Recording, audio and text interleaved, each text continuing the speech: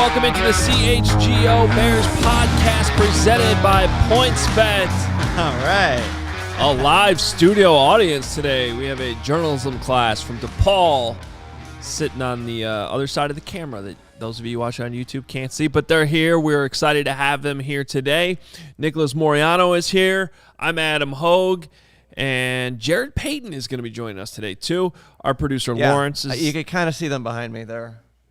There you go. Move the camera. Yeah, look at you. There we go. Nice. Yeah, a couple of them. I kind of had to tell them to, I said, maybe you want to cheer, when we start. And they were kind of like doing this. I was like, you had to force them to. I get it. I'm used to that. You have to force people to cheer for us. It's okay. Almost remind me of like Matt Eberflus's introductory meeting where he's like, no applause. No applause. Yeah, no, that's a good journalism lesson for those of you here. The reporters, you're not supposed to be applauding.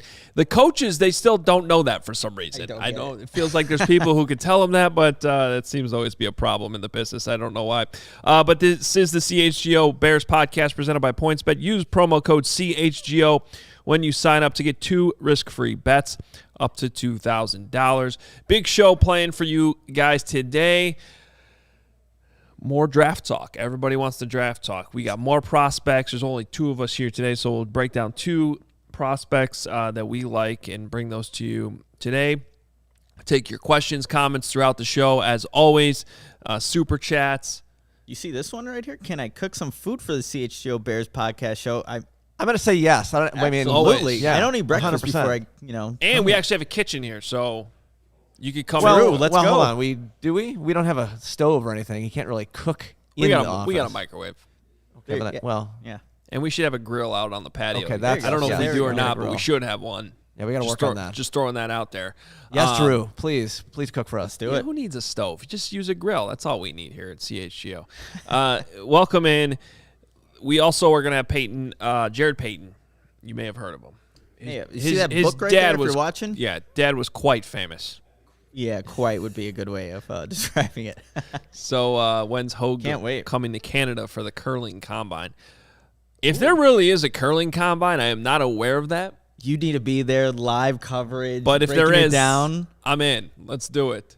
I would tune into that because, again, I've never gone curling, but you're the one who's kind of gotten me interested in it, and I would tune into that coverage, Adam. Yeah. Jordan says, Adam, how's it feel ruling the hill as king of Chicago sports media and king of the Adams? I don't know about that first part, but technically I am king of the Adams. You are. I did see that. I did see that, and I did not vote. I didn't vote, but I saw that you won, Adam. What, did Kevin Fishbane vote? Do you know? Oh, yeah. Did he go with Johns? Well, I don't know. Probably. If I were him, I would. Yeah. It is who he works with. If I was him, I would have voted for Johns. Yeah, Johns was pretty distraught yesterday. He had to. Is that why the podcast was? Yeah, we had to push the podcast today. He was so upset about the loss. It happens. Yeah. There is another Hogan Johns podcast coming out later today. So, all right, let's dive in. We have some draft prospects to discuss as we continue on our pick-up prospect. What do we call this? Marathon between now and the draft, something like that. That's what it is. Sure, it's a marathon, not a sprint. Yeah, yep, we got exactly. and Lawrence is killing it with our graphics here. I'll start because who we got? We have this is not going to surprise anyone, but I had to go with a Badger. Okay, this is the only Badger I'm going to pump up for you this year. Okay, all right. And by the way, you see how Lawrence walked over here during the see. Just bringing that back. That was so funny. Leo Chanel, linebacker from Wisconsin, 6'2", 5'8", 250 pounds, 4.53 40-yard dash. This guy is a downhill linebacker with great instincts, especially against the run, and can be used as a pass rusher. Look at those numbers from last season. He had 18.5 tackles for loss, 8 sacks. Guy kills it in the weight room. Now, concerns why he's probably not going to go like in the first round for his size, strength, instincts, all those things. Doesn't have a ton of experience, or I shouldn't say experience, but great tape, dropping back into coverage. That's where he's a little bit weaker if he has to line up against tight ends, things like that. And he's coming from a 3-4 defense. Don't know how that transition. You know how? I think he's just a football player. I think he's just a linebacker who you can probably put in any scheme, make him work. Which is why I still think, especially early with that early third round pick, it depends. I mean, how much are they just going to rely on Nicholas Moreano to just be the guy, or do they want to draft somebody else there to help for the future with Roquan Smith? That's why I wanted to bring Leo Chenal to the table. I wonder too, because he is a guy that's in a 3-4. Could you maybe implement him as a strong side linebacker for now, because he's not going to be on the field. Like Eberflus has talked about that Sam linebacker won't be on the field for a majority of the defensive plays, but I would imagine also a special teamer as well, early on contributor. But I was looking at linebackers too. Yeah. And, if there was one from Iowa, I'd definitely put him out there. Just to let you know, Adam. But I'm going to go with my guy, and I know a lot of people were talking about him in the last show, wide receiver out of Georgia, George Pickens, a guy that's 6'3", 200 pounds, 4.47 40-yard dash. And when you watch him, Adam, the thing that kind of stands out are his hands. Regardless of where the ball is thrown, George Pickens is a guy that will lay out, even in the national championship game against Alabama, coming off an ACL and only playing 4 games last year, diving out, laying out for a 52-yard reception to help his Georgia Bulldogs win that championship game. But physical in the run game as well. So when I think of wide receivers, obviously a guy that's a playmaker can make explosive plays, but when you put him out there blocking for like a David Montgomery, he's going to be a guy that's going to get physical with those corners, and like that third column there, it says makes contested catches. Continuously did that at Georgia, especially in his freshman season. All right, now I get to call it a Nick out. That's a row, not a column.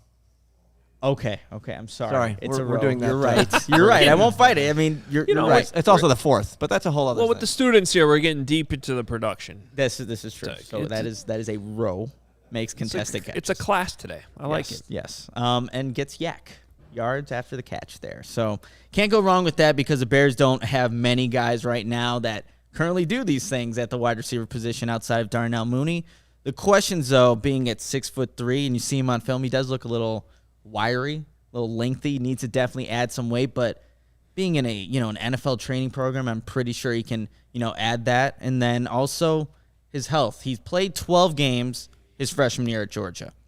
He played 12 games the last 2 seasons at Georgia. One, COVID-19 impacted. It was an 8-game season, but like I said, the ACL limited him to 4 games. So he is projected in round 2, and we know the Bears have 2 picks there. So George Pickens out of Georgia. High pedigree guy, former number 1 recruit out of Alabama. Originally was committed to Auburn, then switched on his commitment day, signing day, to Georgia. Kind of surprised some people. And I like this comment from Corey. He's the only wide receiver who I've seen blocking highlights. Yeah. I like that. I always appreciate that. Red flags, though, and it's not just the health, quite frankly. There's some focus issues, commitment issues.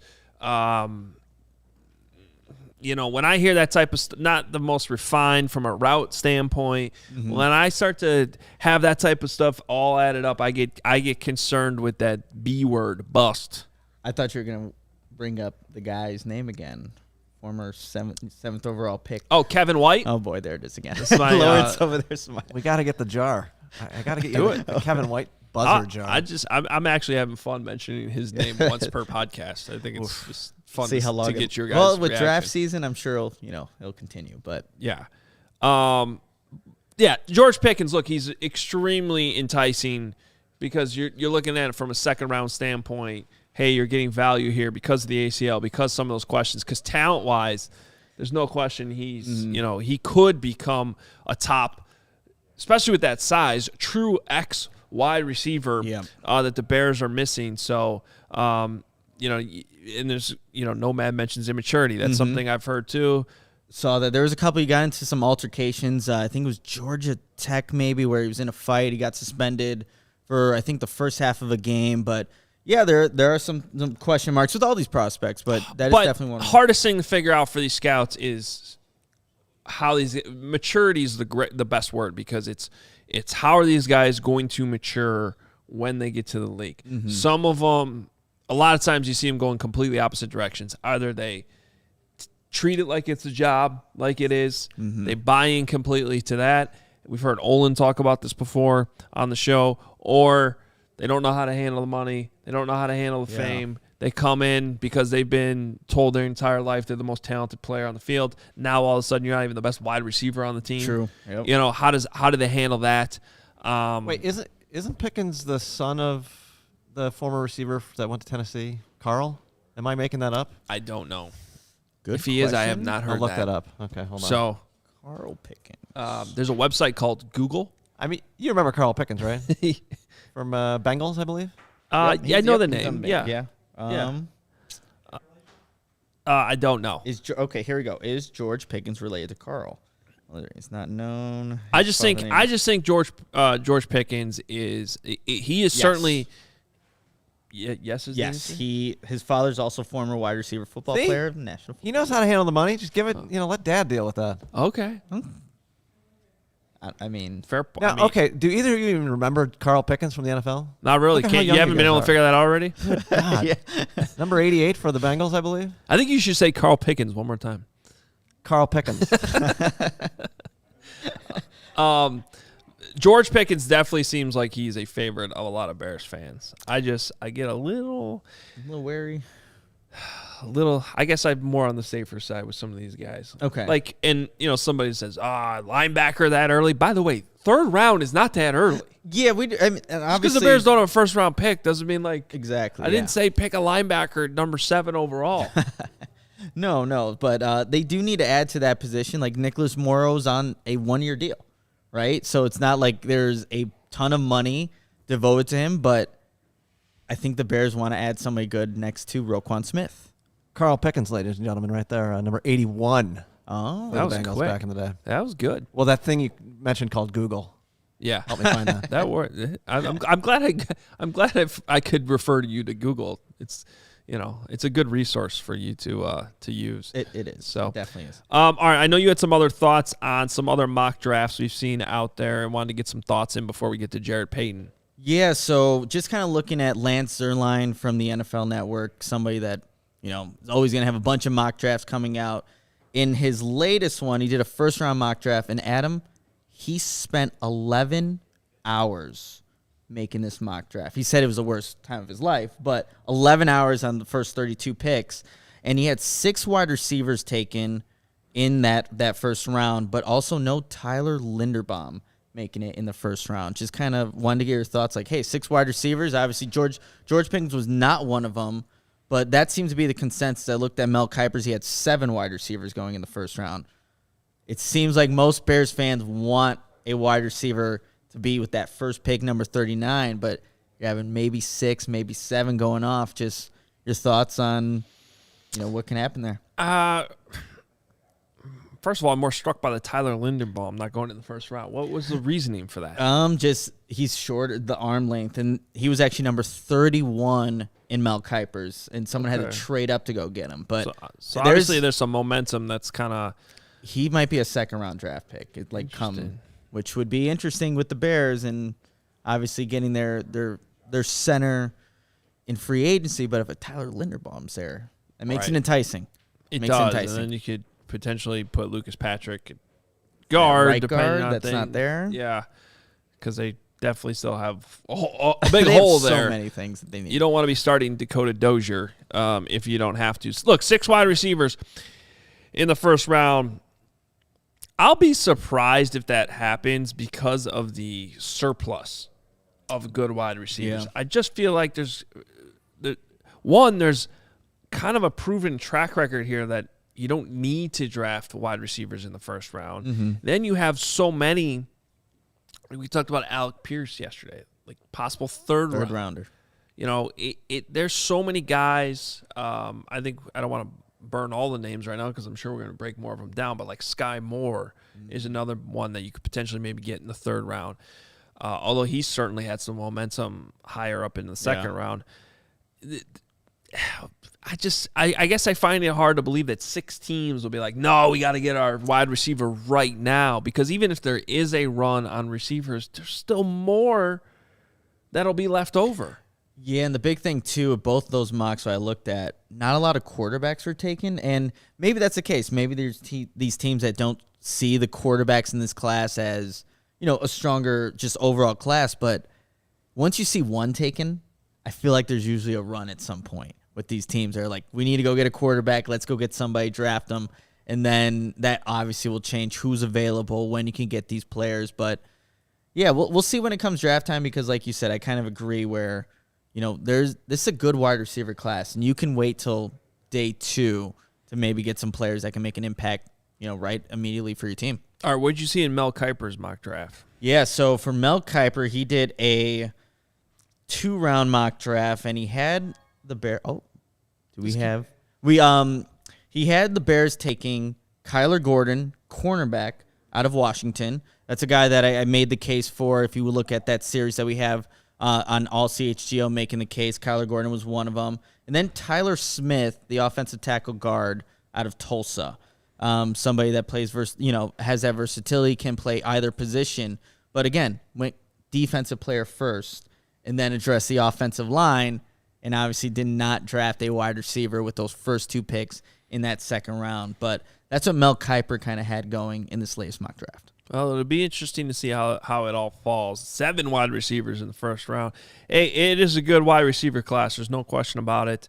I still think that one way or another, there's going to be at least 1 or 2 wide receivers that will be available for the Bears when their picks finally come around. So, but that is interesting. All right. Well, the best way to support CHGO is to download the PointsBet app. Use code CHGO when you sign up. If you do that right now, you'll get 2 risk-free bets up to $2,000. But that's not it. If you make a $50 or more first-time deposit, you'll receive a free CHGO membership, which unlocks all of our web content, and you'll even get a free shirt of your choice from the CHGO locker. So that's $2,000 in free bets, a free CHGO membership, and a free T-shirt from the CHGO locker, all for making a $50 or more first-time deposit at PointsBet. Any questions, email pointsbet@allchgo.com. Your home for live in-play betting just got even better because there's now the live NBA same-game parlay. For the first time ever, you can build the perfect live NBA same-game parlay only with PointsBet. You can boost those live same-game parlays, so watch live, parlay live, boost live, all with PointsBet. And now online signup is available in Illinois. Download the PointsBet app right now. Register your account from start to finish, all from your phone. What are you waiting for? Once the game starts, don't just bet. Live your bet life with PointsBet. Gambling problem, call 1-800-522-4700. So I have a question for everybody in the chat, everybody in the studio here. Want to start your day with a competitive edge? Like, who doesn't, right? Yes. Thank you, Lawrence. Strava CBD coffee is a game changer and has helped thousands of people to improve their overall wellness and quality of life. Strava delivers delicious, fresh roasted specialty coffee infused with organic broad-spectrum CBD. Just so you know, CBD from hemp doesn't make you high or hungry, but it does offer real benefits that can help you, like feeling alert and focused without the jitters, living your day more balanced with less anxiety and fewer aches and pains. Plus, including CBD in your daily routine can help you enjoy more restful sleep so you wake up feeling at your best. And the best part of all this, Strava is all about quality. Everything is small batch, fresh, and shipped straight to your door. Strava also offers concentrated full-spectrum CBD tinctures for those looking for a more traditional CBD format with a powerful entourage effect of benefits. CHGO listeners can save 25% off their entire purchase when you use code CHGO25. That's 25% off your entire order at StravaCraftCoffee.com when you use code CHGO25 at checkout. Already love Strava? Subscribe and save with the Strava Coffee Club. With Strava, you are in control. Save on your favorite coffees and have them automatically delivered to your home or office on your preferred schedule. All right, it is time to bring in special guests to the program. My good friend Jarrett Payton is on with us. What's up, JP? What's going on, Adam? What's going on, Nick? What's going on, man? To the whole CHGO family, man. I feel like I'm blessed now. Like I have made it because I'm on this show. What's going on? Is that a Sweetness sweatshirt? Am I seeing that? That's Of course, pretty- that's awesome. Hold up, let me stand up so you can actually see. Oh, with the number. There you That's go, Jay. With the number, all you got to Love do, it. man, Roots of Fight, you go there, they make a lot of stuff. I got some stuff coming out, though, pretty soon that my man Adam Hoge inspired me at the Combine, was telling me that I got to have my own merch. So merch is on the way, Adam. So thank you. You made me not sleep for another, 5 weeks. I'm up, late at night grinding over here. Yeah, always grinding. You can't stop. Can't stop. JP, thanks so much for jumping on today. Really appreciate it, and hope family's doing well. Got to ask you. I always like talking to you about running backs, and there's sort of the player on the roster that I feel like it's taken granted for the most is David Montgomery. Like, here's a dude who is just, speaking of grinders, just shows up, works every single day. When he runs with the football, he runs angry. He's always trying to get for every yard. And yet there still seems to be like a knock on him that he's not one of the best, that, that the Bears should trade him for whatever they can get. Now, I won't go as far as to say they should pay him huge running back money, because I just think in general that's a tough thing to do in today's NFL. But I still feel like, and he graded out for me, JP, as the best player on offense last year that the Bears have. And I just don't understand why he doesn't get more respect. Well, you guys know I'm going to stick up for my running backs, man. It's rough. I mean, we see that the position is devalued in the NFL, right? And especially, from the days when my dad was playing to, you even go back where it was single focus. You were the running back. You were the bell cow. You were going to carry this team. 25, 30 touches were guaranteed.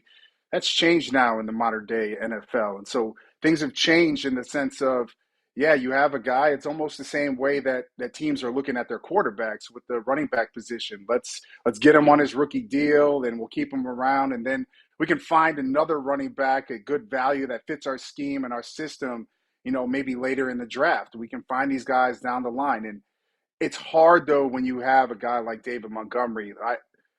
I'll tell you, just by watching, and both, the three of us and everybody that's watched games last year. We watched all the games. And when it came down to the heart and soul, not just of that offense, but inside that locker room, I'm just impressed of how he has gained the respect from the guys inside that locker room, the guys that rally around him. When you talk to his teammates, what he means to them, like when guys, he wasn't going to let that team quit no matter what happened last season. He was out running hard, always getting extra yards. I think people always knock on him. They're like, oh, he's not going to take the ball, he's not going to go 70 yards. This day and age is a little bit different, man. Like, what he needs to do is, I love watching him run outside zone. I mean, he can run inside if you need him to. He can run outside zone. He's not afraid to be able to stick his nose in there against linebackers and pass protection. His knowledge of the game has gotten better since he put on a Bears uniform, and he's gotten more comfortable. And the fact that what I love is that it doesn't matter how many times he touches the ball. If you want to give it to him 25 times, he's good. If you want to give him 30 times, he's still going to be good. But also, he's gotten better out of the backfield catching. And so that's what I love to see. He's all around. And a lot of people, I've been seeing that too, you guys. Like, his name has been thrown out there. You need to trade him, this and that. I'm with you, Adam. It's tough at some point because nobody wants to pay running backs those numbers like a Dalvin Cook or King Henry. I get all that. But there's value to what he means to this organization and also to Justin Fields and his development as well. I've said this, and you guys know, when it comes down to a quarterback, especially a young quarterback's like security blanket, you can have a tight end and a guy that can catch the ball and make sure. Running the football takes a lot of pressure off of your quarterback. And if you're talking about getting 4 or 5 yards a carry, you're averaging that right there sets up everything. And for Justin and his progression, to me, that's so key because of what I think they're going to do offensively as they move forward going into this next season. Having that run game and being solid there is huge. But Khalil Herbert, too, as well. I mean, I've had conversations with him when we were at the Super Bowl. just talking about what his role could be moving forward and that he could be ready. But isn't it funny, though, you guys, that when a running back, and especially with the injury with Montgomery, when that time was out and then Herbert came in, it was like you get forgot about real quick in a running back room or in the eyes of fans. And that happened to me when I was at Miami. When Frank Gore went down with his knee injury against West Virginia, I took over and started. Like, Frank was happy for me that, like, I was his boy. I was getting reps. But he was also probably saying some swear words behind saying, oh, that's supposed to be me. That's supposed to be me. The running back room to me is a room that has a lot of stability. And moving forward, to me, that's a good thing when you're looking about trying to bolster your offense. Hey, JP, we got fans here wondering how they get those sweatshirts.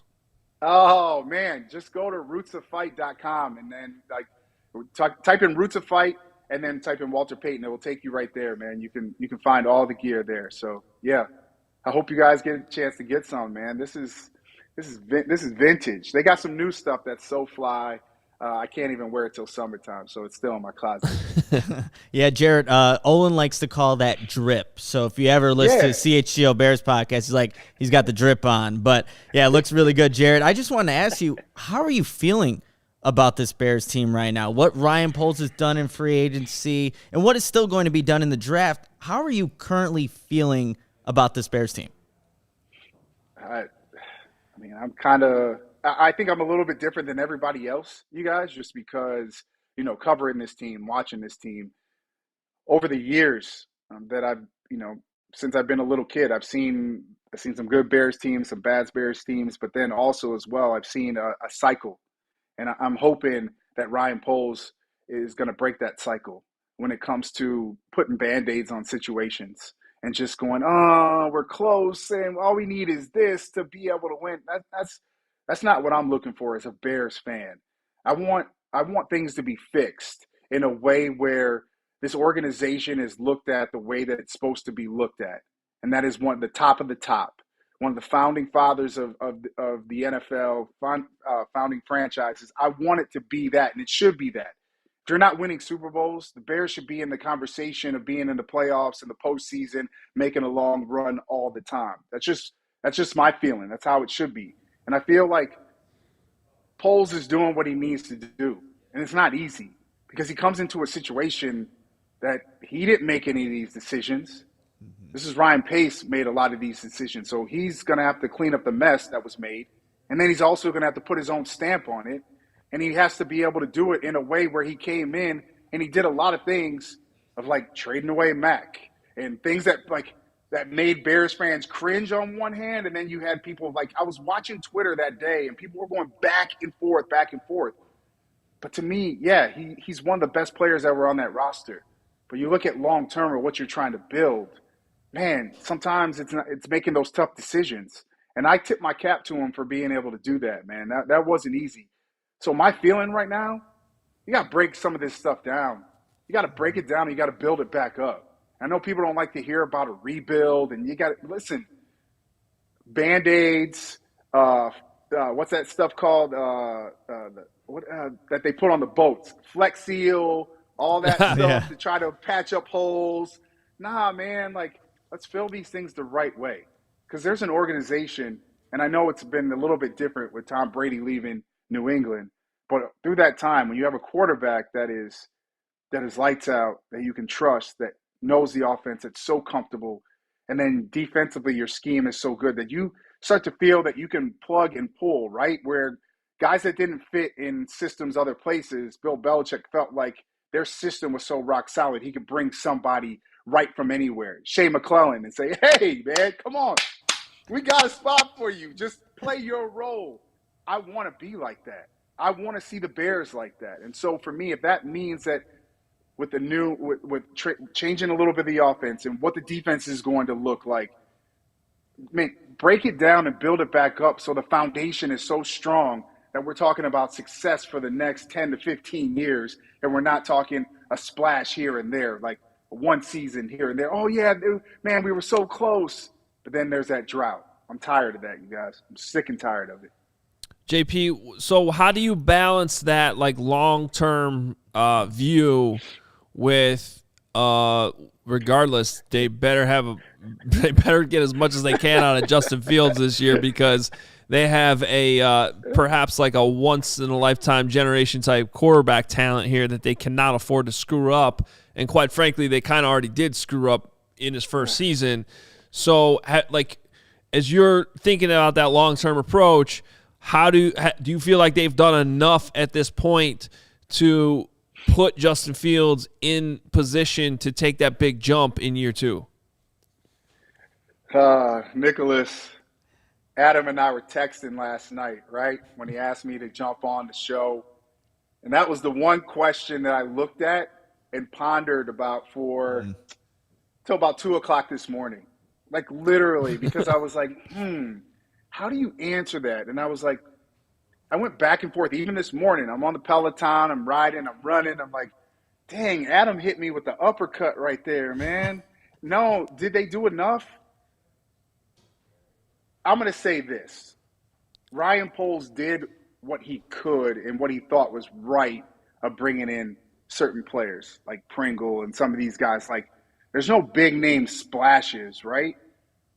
But to me, that's not where, like you said, that balance for me is like you want to build it down. So my expectations for this ball club next season aren't super, super high. My expectations for Justin Fields taking another jump in another level is pretty high, because I believe in him that he's going to feel more comfortable with Getsy and these guys that are around him, that he's going to be able to be a little bit more open than he was last season with Matt. And yeah, I can only imagine what it was like for him with that last regime, man. Like, everything that was going on for Justin to kind of figure out what he needed to do, the pressures that were on him, to now having a fresh start and maybe not all the talent that you want, but I think building that offensive line and structuring it the way that you want to and having an identity there is going to be key. I think the connection with him and Darnell Mooney is so dynamic and can only get better. And the fact that we've seen all those videos over the offseason, these two working together, that is only going to bring more and more chemistry and that comfort level between the two of them to understand when they see something on the field where there doesn't even have to be a sign. It could just be they know what to do. And once you can get to that point, that's when you can start taking advantage of what the defense is giving you and taking advantage of getting the yards that you want. Whether, you see a guy pressed up and you're like, oh, man, that safety's over the top. They want single-eye safety. Now we know that's a go route because we worked on this 50,000 times. Like, that's what I want them to get to. I think Poles is trying to do what he can without going out, because trying to be able to look at where the cap is and what the cap could be down the line and give yourself that space to be able to go and get those guys. So, Adam, no, did he do enough? I think he did what he could, and hopefully that it's going to benefit not having superstars. That means it's going to be a lot more on Darnell Mooney's plate. But also, if you can run the football, I think that takes pressure off there. But, Adam, you and I talked 2 weeks ago. The success of this ball club is going to depend a lot on Justin Fields, whether that's fair or whether it's not fair. It is. Because to me, this is going to be one of those seasons where it's going to be put on his shoulders to win 3 games, where he's going to have to play phenomenal. What we saw in that Steelers game, like, he's going to have games like that. And that's what big-time quarterbacks in the NFL are. That's what's put on. That's in the criteria of being a quarterback, a starting quarterback, a good one, is where you can carry your team. So if he can do that, that means he's elevating the guys around him as well. So as Justin grows, I feel like everybody else is going to grow.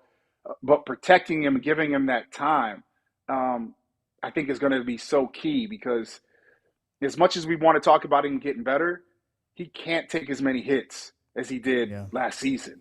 I don't care how good you are. I don't care how big and strong you are. Eventually, everybody starts feeling the wear and tear there. And for your starting quarterback, that just can't happen. Yeah, Jarrett, it's not an easy question. We've been debating this on this podcast before, but I just want to get your thoughts with the draft kind of approaching here, Jarrett. What are your thoughts on the Bears having to come away with a wide receiver in that with their 2 second-round draft picks? Is that a absolutely just a necessity for the Bears? Like, they need to come out with a wide receiver in round 2, regardless of who's on the board. They just need to come away with a wide receiver. Nicholas, come on, man. Come on, man. They got – I mean, I feel like you have to. And if you find a guy that fits what you're trying to do, I mean, Adam, you were talking about it right before I jumped on. This is the conversation you and I had at the Combine. Like, this draft is heavy with some really good wide receivers and, like, some top-end guys. And then as you go down, there's other guys as well. But we all know if you do the scouting the way that you're supposed to, and your scouts are digging in, doing the numbers, doing their evaluation, that you're going to be able to find some guys that can truly be difference makers, that can help your offense, that can go get the football when you need to. I've been watching a lot of tape. That kid, Jalen Tolbert from South Alabama. Yeah. Like, I like what he's all about. Like, it was like I was watching a bunch of film, but with his, I was sitting watching like I was watching a movie. Like, dude, this kid has got something, man. He can go high point the ball when you need him to. He can run the go route and get past that defender if he needs to. He can catch across the middle. It's like, how do you find these guys like him, guys that are interchangeable, that can be inside, outside, that can give you everything? And, like, the other kid, I know I've seen his name mentioned a lot, but I don't know, because I was off last week for spring break, but the kid from North Dakota State, Christian Watson. I've watched him too. I like what he's all about. I like what he does in the game with jet sweeps and stuff like that. The ability, watching some of the film and some of the issues that he had with drops scares me a little bit. But, like, I've been in that position before where there's been years where I fumble the ball a lot. Like, there's things that you have to figure out, that you have to get back to. So, yeah, if it was me, you can get a guy that was supposed to be a first rounder, had some issues here and there, or whatever it is that you can figure out to bring into your organization that you feel like could be a good fit for Justin and what you guys are trying to do on offense. I think why not go and get a wide receiver in that second round? But you need offensive linemen, and this is the other thing that we keep forgetting. And I just saw a comment pop up on the screen. I get that we want to be offensive heavy, but dude, Poles' situation of not just putting things around and guys around and players around Justin Fields, he's also got to find a way with some of his resources to be able to stock up positions on defense as well. So let's not forget that.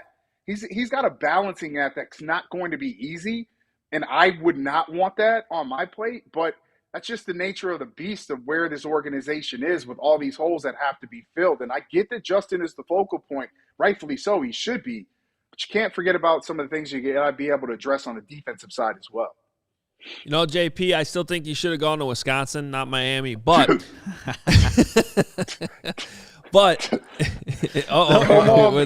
Come on, man.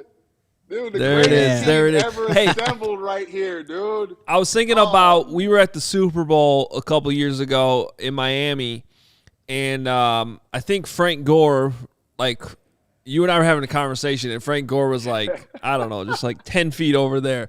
And the bond that you guys all still have with the U, it's like you were telling us, you mentioned Frank earlier. That's why I wanted to bring that up. It's just like you could just stop. Everyone stop what I think he was like mid-interview. And you're like, no, I'm walking in. Yeah. And it's like you guys. Guess what? Hoge, he was doing an interview with my guys from Miami. So, like, I knew that I could jump in and grab him and say what's up. But it's a brotherhood, right? And I put the tweet out the day that they announced his retirement. And I was thinking about this. How crazy, right, Nicholas? Him and I was at Miami. He comes into the meeting room. It's me, him, Clinton Portis, Willis McGahee, Najee Davenport. I'm sitting next to this dude, and I knew how great he was because I watched him in high school, and I was like, dude, I might not ever get on the field because this dude coming in. Because it was like Willis came in the year before, then Frank comes in. I'm like, are you kidding me? The sitting next to him in that meeting room, to him sitting next to my dad with 16,000 yards, right underneath him on the all-time rushing list. I mean, it's amazing. And the brotherhood at Miami is so strong, and Mario Cristobal is going to bring that all back. But I don't think you will ever find another university that has guys that were stars, like not just like good players. Like we produced a lot of stars. Like when they were in the league, they were the stars of the league that come back to the university that are there. And I think that's what makes us unique. And I think if we can get back to that, because there was times when I would be out at practice running routes and Ray Lewis would be there and I'm running an option route against Ray Lewis. And then he's stopping me mid-route going, no. You got to stem me up a little bit more. You need to get me to turn my shoulders. So once I turn my shoulders, I'm at your mercy of which way you want to go. So if you might have to extend that to 7 yards or 8 yards to be able to get me up once you get me past. And that's valuable information that guys aren't getting anywhere, but that's what made us different. That's what made us great. And hopefully we can get back to that. But yeah, I was this close to going to Wisconsin, man. I was this close. And Notre Dame. So let's not talk about that. I was going to Notre Dame first. But we won't get into that because there's probably some Notre Dame fans on here are still mad about that. Jarrett, what I did want to get into real quickly, not so much football related, but you have a new bar restaurant coming out, Duke's, Northwoods, and St. Charles. What can you tell us about that? Dude, all right, Nicholas, this is the first time I'm doing this, and so this is big news right here. And I don't know how Bears fans are going to take this, but it is what it is. We started in 2019 flagship on the Fox, which is downtown St. Charles. It is a Bears bar. When you come in, there's Bears stuff everywhere. You walk in, a huge Bears flag.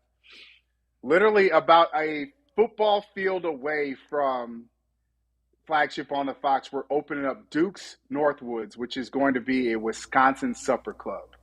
Ooh. So now if you start connecting the dots, it's going to be a Packer bar.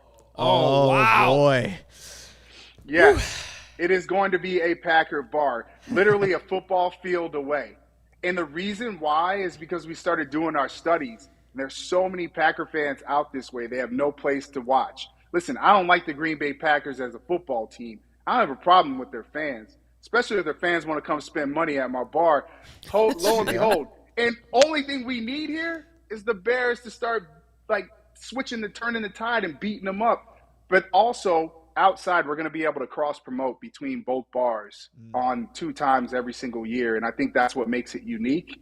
And I think it's only going to bring a lot of people to St. Charles to kind of see, especially Bears and Packer Week, if we can see how the tensions are going to be, but also just some of the fun we're going to be able to create in our small town of St. Charles. Some of these comments here are hilarious. Hey, I get it. I know. I get it from a business standpoint. There are a ton of Packer fans in this area. And by the way, I love the supper club idea, though, because it's hard to find a really good Wisconsin supper club outside of Wisconsin. And you know what? Sadly, they're closing up throughout Wisconsin, too. There's a great one on the west side of Madison called Smokies that just closed.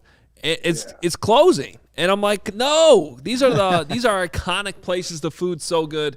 So I can't wait to we're gonna have to monetize the rivalry. She get it.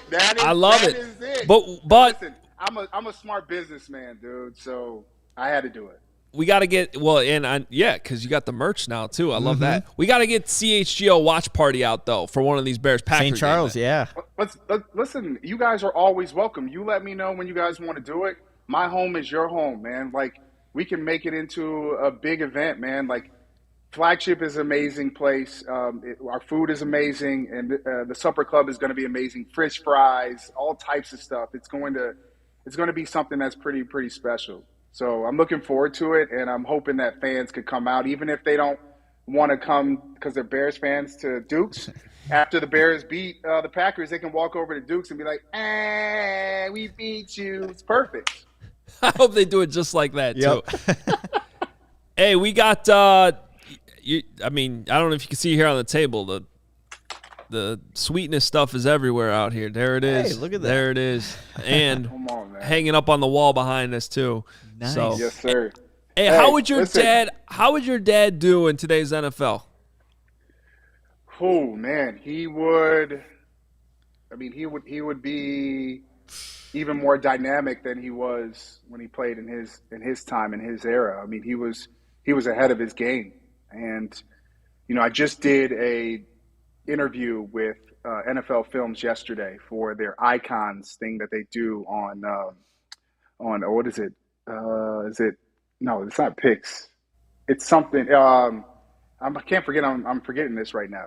But it's a show, Icons, that they're doing, and they do it on all the icons of the NFL football players. And so they did on my dad, and I was sitting having a conversation with them yesterday, and they were asking me, like, sweetness, what does that mean to you? And I said, greatness. Like, he was the greatest football player that I've ever seen, and hands down, when it comes to all around, not by position. Like, I get, like, we have the quarterbacks. To me, I feel like quarterbacks should be in their own little section. But if you're talking about a dude that puts on the helmet, pads, all that stuff that comes in and plays, especially that position, to play 13 years, only missed one game, and to be the focal point from the 70s to the 80s, and things changed a little bit, which they got help in the early 80s, and things started to change. He was what football was all about. He worked his butt off. He didn't take time off. And when you want to be great at something, when I learned from my conversations with Michael Jordan and him coming over to my house and hanging with my pops and being around my two favorite athletes, you have to sacrifice something to be great. And to me, my dad sacrificed a lot. And sometimes that means time with family, which growing up, I didn't get a lot of time with him when I was younger because he was grinding so much. But my respect level for him now in my 40s, I get it now. Because man, to be great, man, you can't do what everybody else is doing. You got to set your own lane. You got to blaze your own trail. And that's what the Hill was all about. While guys were trying to get back in shape coming into camp, my dad was working his way to be in shape once he got there. And so he put the time in early. So when he came to the game, it became easy for him. That's why he could tote the rock as much as he did. And his ability to block out pain. And I'm learning more and more about what he played with, separated shoulders, high ankle sprains, all that stuff. And he was a warrior, man. And I just think he would dominate. And I think that's what makes great players. Because if you're a great player, you can plug and drop you into any era, and you would pretty much do what you did in your era. And that's, to me, one of the definitions of being one of the greats. Jarrett, we appreciate the time. Make sure you watch them on WGN, killing it with all the sports content there on good old channel number 9. I know you don't see one of these on your show every single day, boy. Wait a minute, I don't even know what that is. What are those things? We're not used to those here in Chicago. I'm telling you, we better be getting another one of these pretty soon, man. In polls we trust. I'm telling you, we gotta get it. Come on, let's go. All right, love it. That's awesome. Jarrett Payton, and the website he said earlier, rootsoffight.com to get that merch. It's awesome. Hey, before I go, can I just say something to the whole CHGO family? I love what you guys are doing. It is a breath of fresh air. I watch all the content, and it's just cool that you guys are doing what you love and your passion, but you're doing it for the fans and you're getting them involved. So I just want to say, from the sports fans here in Chicago that love all these teams, keep doing what you're doing, and we appreciate you guys for all the hard work, especially early on, man. You guys are phenomenal. You're doing great, and the content is amazing. So I appreciate you guys. Thanks, JP. It means a lot. We appreciate it. Whenever you want to swing by, come see the place. Come check it out. All right, man. Take care, guys. Peace. All right, there he is, Jarrett Payton. Follow him on Twitter, @PaytonSon. He's the best. Love that guy so much, and it's fun to have him on the show. That is some big news, though. The Packer Bar. Yeah. Did not see that one coming. I've been the flagship on the Fox. Yeah, that place is you? awesome. It looks sweet. Yeah, it's a really good place to, again, if you want drinks, food, whatever you want.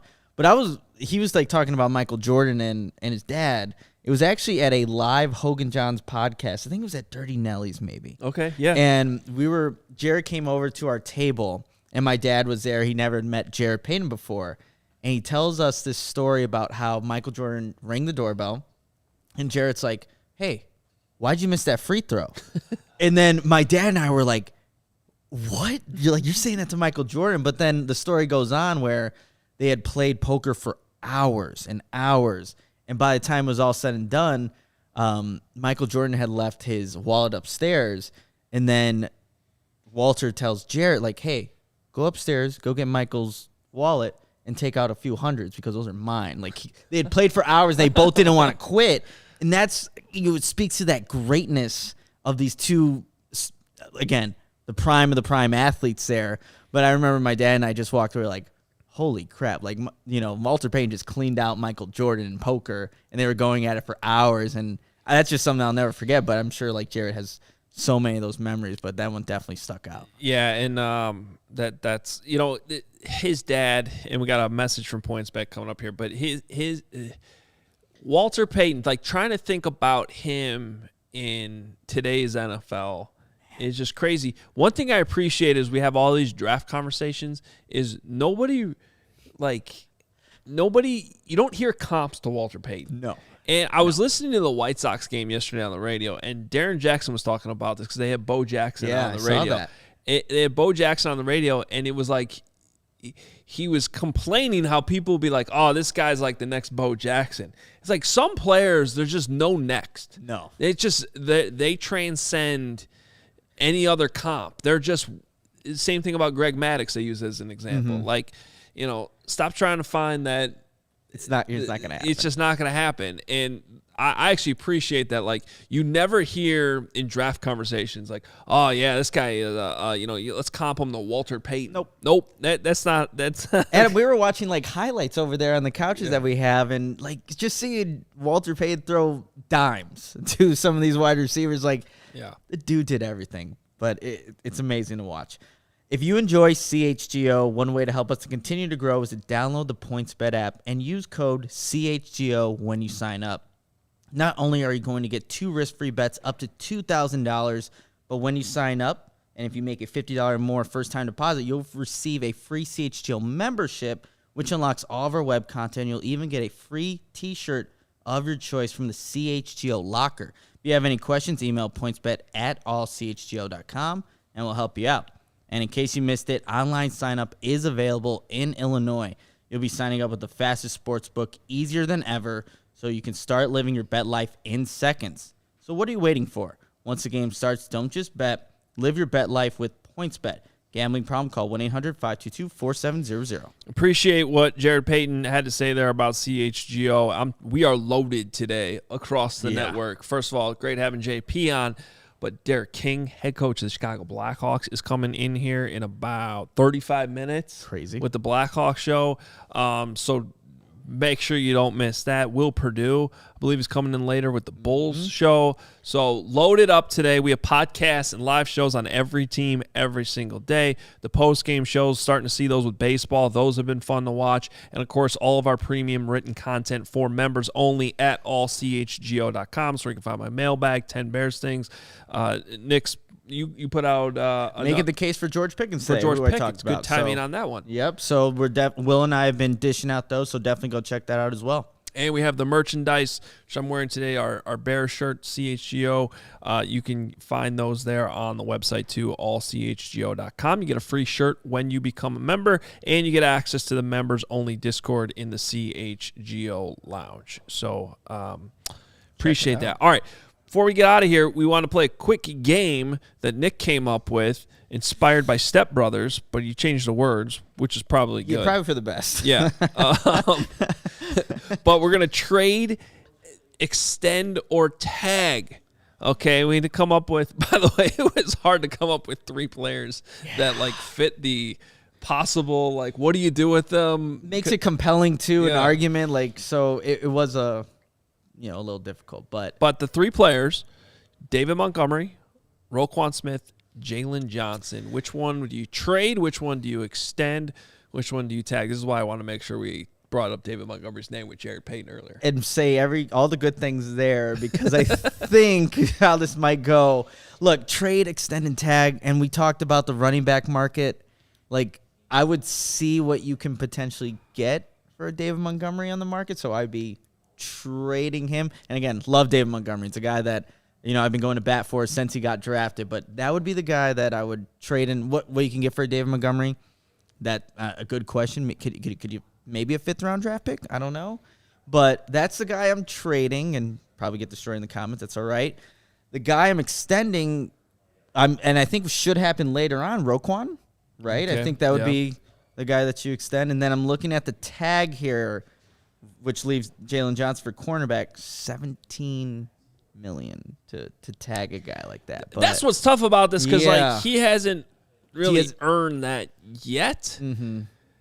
But I would put him in the category of players that you need to keep around. So it's a lot of money, though. It is a lot of money.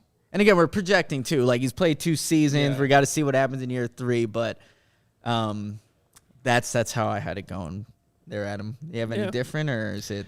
No, I think that's the way you probably got to do that. But Tag nobody. it's just kind of hard projecting a tag for a corner yet. But I do think Jalen Johnson will play to that level where I like him a lot. Especially in this defense with the Eberflus. Hopefully the turnovers come. But, even if he's just an eraser, someone that takes away the best wide receiver is not really too much of a, makes that ball production, those interceptions, like that's still valuable in today's NFL. But, yeah, I think people, kind of got into the game here because I saw Mary in here and, the other 2 categories. Yeah, Hog Slop wanted to marry Montgomery. Okay. That's fine. That's Sure. Yeah. Close. Yeah. Nothing wrong with that. Yeah. We could do I don't that. know if he's interested, but Yeah, I don't know what David Montgomery thinks, but all right. And then finally, I saw this in the comments way earlier in the show, but it was a good point because last week we did our One Shining Moment athletic achievements, and no one believed that I dunked, which is fine, and I don't have the visual proof of that. But I did say that there was a photo of the catch I made in the Daily Cardinal Badger Herald softball game way back in the day. And someone brought up that, that we have not seen the photo yet, and that was a fair point, whoever had that comment earlier in the show. So there it is. That is the actual catch. Taken, by the way, by a phenomenal Daily Cardinal photographer who, for our journalism students here, like, this is the stuff, this is the experience you should get even at the college level, because this was from, I want to say Brad Feedy, who, I'll give him a shout out, who is still working in the business, taking photos and doing a great job. wow. Look at that. I mean, Yes, kids, you too one day can take photos of future journalists in a random softball game. Well, the good news is It's he out there is now. now taking photos like in NCAA tournaments and little bit Rose Bowls. more of a step up there. A little bit of a step up than that random photo, which the only reason the quality isn't better is because I had to rip it off my Facebook feed, and it was posted 14 years ago now. At this I know. point. You got to ask Zuckerberg for it. It's a whole. You It's can't get crazy. The real thing. Yeah. He owns that now. He owns you. Yeah. Adam's Heisman. By the way, moment. I was not producing that day with the One Shining Moments. I had a good one, but I don't. We don't need to get into it. No, let's hear it. Now we need to hear it. Okay. Well, let me bring myself on camera here. Oh, ooh. Okay, hold on. Now he Hold brings on. himself you on have to camera. Scoot over a little bit, though. There you go. All right, so I was maybe like 10 years old playing basketball, and we were just killing this team. We're up 97-65. This is, when you're 10, 97 points is crazy, right? Jeez. We were good. So What kind of 10-year-old game was this? I know. Yeah, I mean, I don't know, maybe 12. I don't know. We were like 7th grade, something like that. It's Wait, and they gave up 65 though? Yeah, we gave up. Yeah. I don't know if you should feel proud of that at that level. We're up 30. Were you So- playing any defense? My story, not yours. Okay, fair point. We're up 30, 97-65. There's 4 seconds left, and we are the other team's shooting free throws. So I'm down mid-court, and I catch the eye of my buddy Steve Orich. Shout out to Steve Orich. And he, we grab eyes. The free throw is missed at the other end. He rebounds it and chucks it down the floor to me. Long pass. I catch it inside the 3-point line. Step back, bang in the 3 at the buzzer to give us 100, which again is Wow. crazy for like that young, whatever, Park District basketball. So we score 100. I get carried off the floor, And everybody got free tacos. and everyone in the audience got free tacos. But yeah, I was carried off the floor of a basketball game Jawan Howard would have been really livid about that. I know. shot. Yes. Well, it's funny you said that because the opposing coach was mad at it was my dad and Steve's dad were the coaches of our team, mad that we were running up the score. I'm like, they're I like, love that. They're Though. like, let them have fun. They're children. Like, settle come down. on. Step back That's my story. 100. Oh, that's awesome. I like it. That's a good one, shiny moment. That's good stuff. All right. Thanks to Jarrett Payton for joining us today. Awesome show. Good job, Nick. Good job, Lawrence. Follow us on Twitter at CHGO_sports, at CHGO_Bears. All that's good content. We post some things throughout the day, too, some of the clips from the show. Remember, if you miss anything, you can go back and listen to the podcast. Listen to those podcasts wherever you find your podcasts. It's there for you. So make sure you subscribe. Subscribe on YouTube. Love everybody in the comments every single day. I don't know why it turns into like a Detroit Lions combo. And look at our students from DePaul. Thank you guys for being here. Hope you guys learned something. I don't know what I can really teach you, but hey, maybe we show them what not to do. Maybe. Whatever it is. But no, thanks to everybody for coming in here today. Love that White Sox jersey too. All right, we are out of here. Back tomorrow, 11 a.m. Olin's not here tomorrow. On vacation. Disney World, Disneyland. I think he's in Disney. I think we should check in with Olin in Disney World. I think that's it might a great even be idea. better than him being in studio. That would be like in line for a ride that he can't even get on. what's the Magic Kingdom? The Splash Mountain? no, but the annoying Flair? one. No. It's a Small World. The most annoying ride that's ever Sure. existed. I would love in to the see world. Olin's face on. Now, does he rock the Mickey drip? That's my question. The Mickey We need to drip. ask. If we like cold called him and he's wearing like Mickey Mouse ears, I would it'd love be the it. greatest thing ever. All right, we might have to do that. All right, we'll talk to you guys tomorrow, 11 o'clock. Talk to you then.